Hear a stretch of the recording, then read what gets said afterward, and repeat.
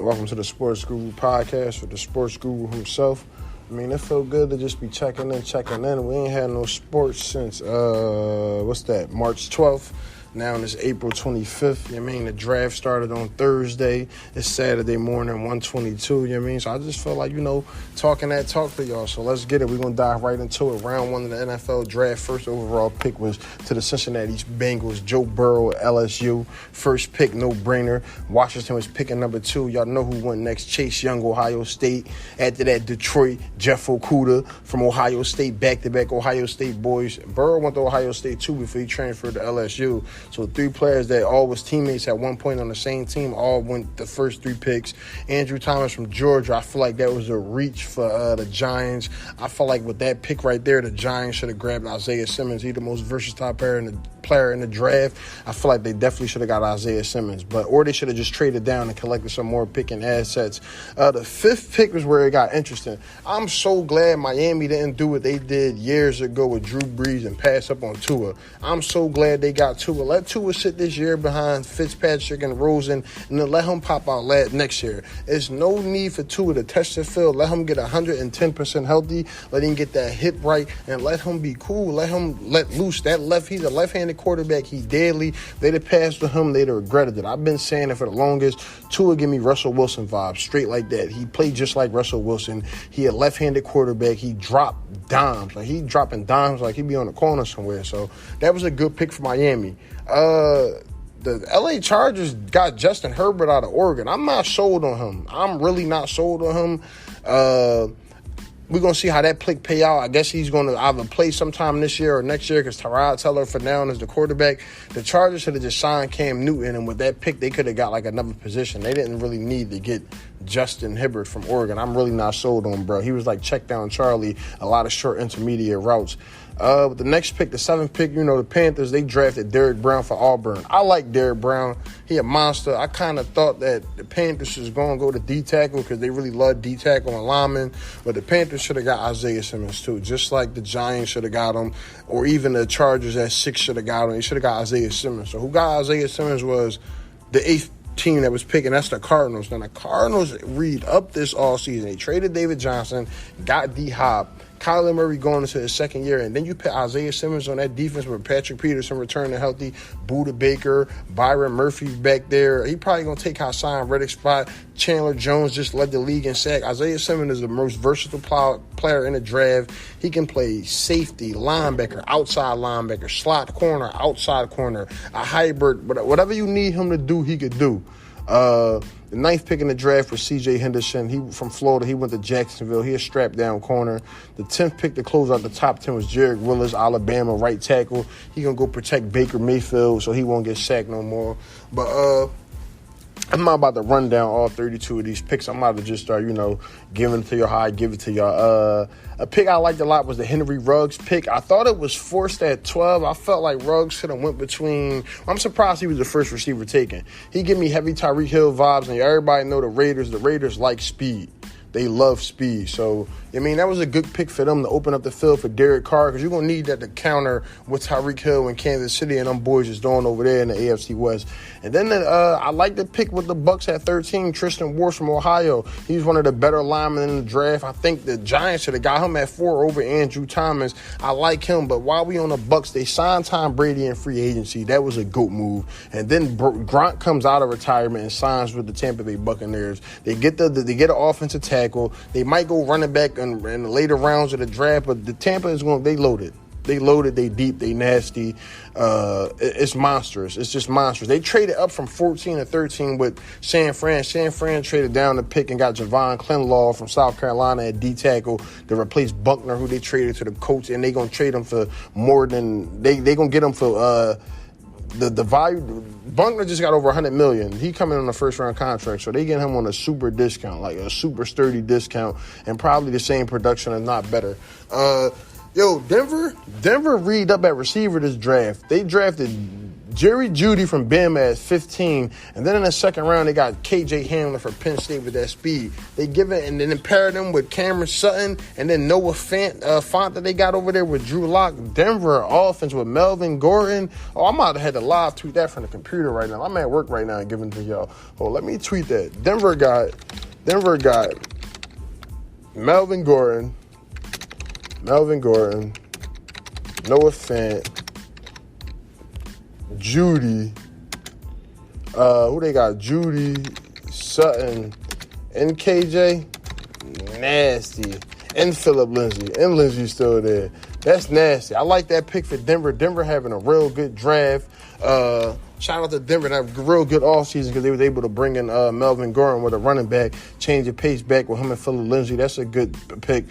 What other picks in the first? Oh, my gosh. The 17th pick in the draft, the Dallas Cowboys select CeeDee Lamb, wide receiver, Oklahoma. The fact that he fell to 17 and he was the third receiver taken, knowing he was the best receiver in the draft, Dallas didn't have a need for him because they got Coop and Galloway, and then they got Zeke Elliott, but they still drafted him because they know the Eagles wanted him at 21. Is beautiful to me.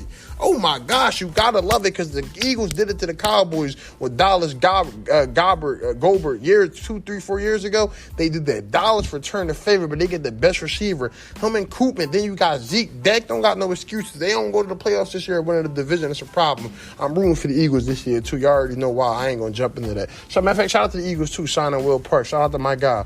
But CeeDee Lamb, that was the steal of the draft. They got the third best receiver in the draft at pick 17. He was the second receiver taken. I can't make this up. I cannot make this up. The Eagles get on the board at 21. They select Jalen Rieger, whatever his name is. I like Cuz, but not at that first round pick at that value. I feel like at that time you got to get Justin Jefferson.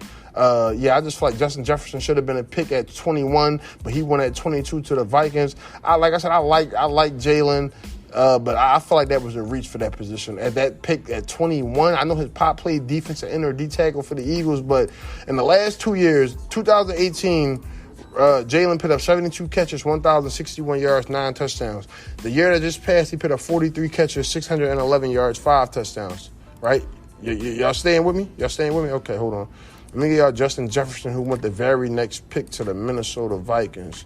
Justin Jefferson last year put up, I know the stat off my head too, but he put up 111 catches, 1,540 yards, 18 touchdowns. He damn near matched or outproduced Rieger 2 years and 1 year. Even though he had a better quarterback play, he played in a way harder division. Rieger is a Big 12 player. They usually just run post routes and fly routes. That's like a high-scoring conference. But I just feel like for the Eagles to do that was a reach. And then they draft Jalen Hurts in the second round. That made me mad because I actually wanted Jalen Hurts to go to the Steelers. They drafted Jalen Hurts with the 53rd pick. So when they drafted Jalen Hurts, what that tell me about that is, Carson Wentz, you get hurt too much, bro. You hurting yourself too much. When they need you the most in the playoffs, Wentz, you hurt. You ain't there going to war. You had Josh McCown going to war. Nick Foles was going to war. Like my man Cliff said, Nick Foles winning the Eagles the Super Bowl was the worst thing to happen. And now you're going to put more pressure on Wentz getting Hurts. He get hurt again, and then Hurts coming to produce. That might be Hurts' team in a year or two. The pressure is on. You don't trade up. You don't draft him that high to sit him on the bench for 4 years. The pressure is on. The front office is tired of the injury prone. They're tired of it. Wentz, they're tired of it. I mean, and I feel like that was a wasted pick. I feel like they messed up a lot of people's draft board. I feel like the Eagles should have grabbed another receiver. I think Mills from Baylor was still on the board. They could have did anything else, but they really didn't need to do that to get Jalen Hurts. But I would love to see him in some packages with Wentz, give defensive coordinators something else to think about. And that was a second-round pick. But hold on, let me get back to the first round. Same way Carson Wentz is on notice, Aaron Rodgers is on notice too. Jordan Love from Utah State. Now, he had a down year last year. He had a new coaching staff. A lot of his players from the year prior left, whatever the case may be. But Jordan Love, and I was talking to my boy about this yesterday. Jordan Love, you watch his college tape, a lot of the throws he was making and the way he played would give you Patrick Mahomes vibes. Not NFL Pat Mahomes, but Patrick Mahomes and Texas Tech vibes. Jordan Love is a gamer, and they put Aaron Rodgers on that 1 or 2 year clock. You one of the greatest throwers of the football that we've seen in NFL history. And you got one Super Bowl, and you just got smoked in the NFC Championship. Right there, that let me know that the coaching staff, that new coaching staff that's in Green Bay, that front office, listen, the clock is ticking. 1 to 2 years. I think that's going to spark something in Aaron Rodgers this year. He should have a good year. With the 28th pick, the Ravens always seem to get players that's like tailor-made for them. They grabbed Patrick Queen from LSU, middle linebacker. He's going to replace the Ray Lewis, the C.J. Mosley. He's going to step right in there for the next 10 years. He's a dog. That was one of the better picks of the first round. Now, the pick to me that confused me in the first round was a 32nd pick. The Chiefs drafted Clyde Edwards-Helaire. I'm going to just call him CEH. I felt like DeAndre Swift, who went to Detroit in the third round, I felt like he should have went 32nd after the Dolphins passed over Swift, because the Dolphins could have got Swift at 26. They traded that pick to Green Bay. They went and got Jordan Love, or they could have got him at 18 when they went lineman. But I think Swift was clearly the best back in the draft. It's surprising to me that he was the second or third back drafted this year. I'm still flabbergasted at that. But nevertheless, the Chiefs, I guess that was the Andy Reid pick. Andy Reid, like who he likes, so I'm rocking with Andy. So to me, day one of the draft, Dallas won. As soon as they drafted CeeDee Lamb, they won. Day two of the draft, I think the Patriots had a good draft. They drafted Kyle Duggar, the D2 safety. They were able to get Josh Etch from Michigan and the Ravens. The Ravens are having a great draft. They got J.K. Dobbins from Ohio State in the second round. Can you imagine him and Lamar Jackson running the read option? That's nasty. That's despicable. With the first pick in the second round, I like what Cincinnati did, too. They got T. Higgins for Joe Burrow. He still got A.J. Green there and Tyler Boyd. So I like what they doing. The Bengals having a good draft. The Browns having a good draft, too. I think the 44th pick, they got Grant Deplete from LSU to safety. I like him a lot. My only knock on him is his tackling ability. But I think the pick for the second round that I like a lot might be the DeAndre Swift at 35 to Detroit. They got Marvin Jones. They got Galloway. They got the tight end that they got from Iowa last year. And now you add Swift to that with Johnson, the running back Johnson that was already there. Oh, man, they offense can really be good. I like what they doing. I like what Matt Patricia doing also on the defensive side. They got Okudah yesterday, and they get Swift. So you get an SEC talent, and you get a Big Ten talent. Excuse me. I like what the Detroit Lions is doing in the draft. I like what they doing. I like what Tampa did in the second round at 45. They got Antoine Whitfield Jr. from Minnesota. I personally think he was the best safety in the draft. He had 85 tackles, 7 interceptions. He had 3 forced fumbles, and he had a tutty last year. I also like what my Steelers did. Chase Claypool from Notre Dame. He's 6'4", 235, 4'4", blazing speed, 66 catches, 1,037 yards, 13 tutties last year. So we still got round 4, 5, 6, and 7 to go tomorrow. What other picks that I like in the second round? I like the Cam Akers from Florida State. He went to the L.A. Rams. I think that's a quality, good pick for them to replace the production with Todd Gurley. Ooh, Jonathan Taylor.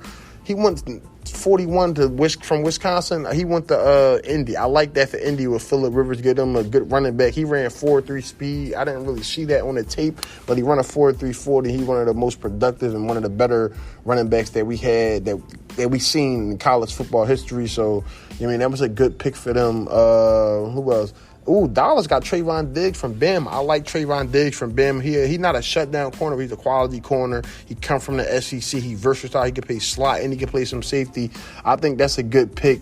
Now, I don't know how Adam Tremont from Dayton, the tight end, is still on a board in the third round. Did he get drafted? Let me confirm that he got drafted by the Saints. I'm glad the Saints took him off the board in the third round. There's no way that young man was still sitting on the board.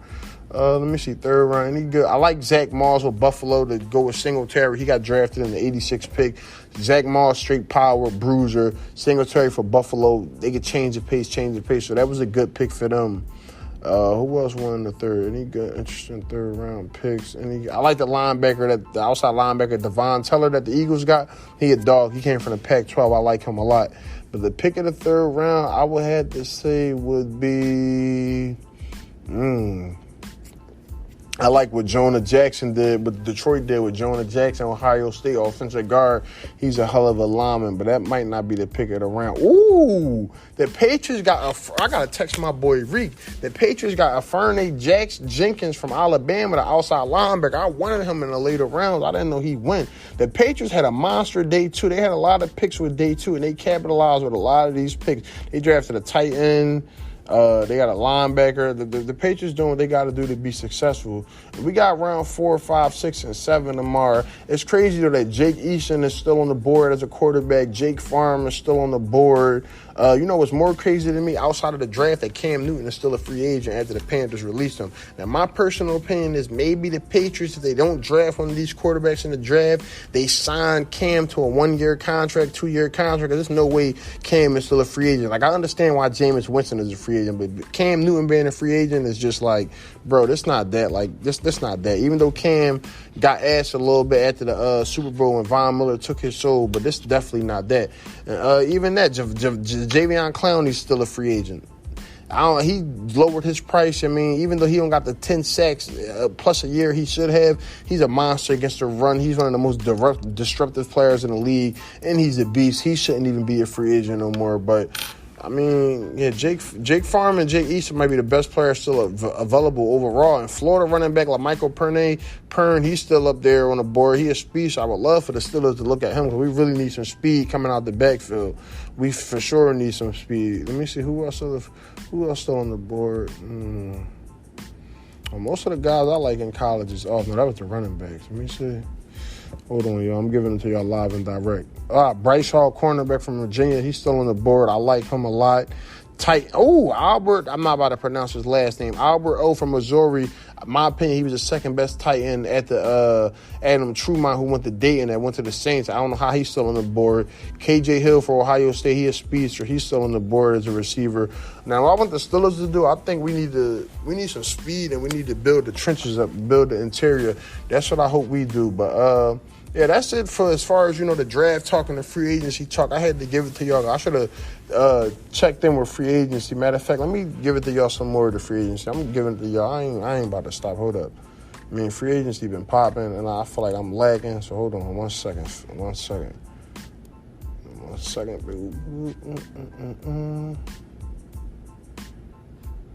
where this thing at? Hold on, y'all. I'm going to give it to y'all. Another news, though, I miss sports. I miss sports bad. Like, I miss it bad.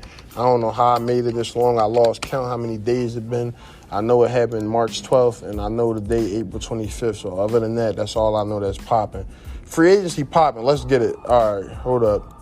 Yeah, Tom Brady went to the Bucks. That was a good joint. Drew Brees was signed 2 years, 50 M's. That was sturdy. Dak trying to get all this money, franchise tag. He tripping. Dak, you need to sign a contract.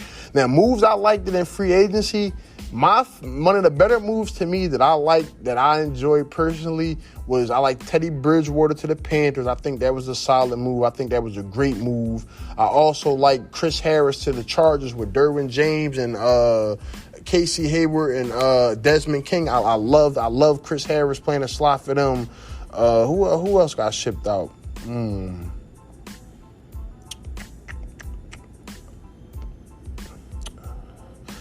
Melvin Gordon, again, I spoke on that. I liked him to the Broncos. That was a good joint. Logan Ryan still unsigned. I'm flabbergasted at that. The Eagles got Hargrave from the Steelers. They got a monster at D-tackle. He's going to be in the middle, really manning stuff.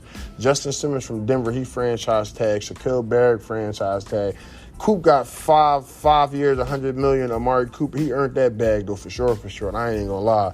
Coop earned that bag. He been out there doing his thing. He was doing his thing for dollars the last year and a half. He been doing his thing. I like what Detroit did getting Jamie Collins, even though he's 30. I like them giving him 3 years, $30 million. Dallas did good. They got Clinton Dix. I forgot that they got That was a sturdy joint. The Dolphins had a good free agency, too. They was able to get Shaq Lawson, and they got Byron Jones. Now, that contract Byron Jones got, his contract was ridiculous. $82 million, 5 years, and I think he got like 2 or 3 career interceptions. I don't think he worth that much paper, but if you like it, I love it.